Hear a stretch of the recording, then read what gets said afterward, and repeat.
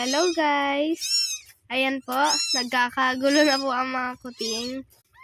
Ayan po sila. I-introduce ko naman po sa inyo ngayon si Raven. Say hi! Ayan po, babulong malaglag. Parang 2 weeks old lang din po siya. Ayan po ang nanay nila. Black. Ayan po. And naandyan po yung iba. Yun lang po. So, bye-bye po guys. Thank you for watching. Bukas na po mata nilang lahat. And ayan na po, nag-aagawan na po sila.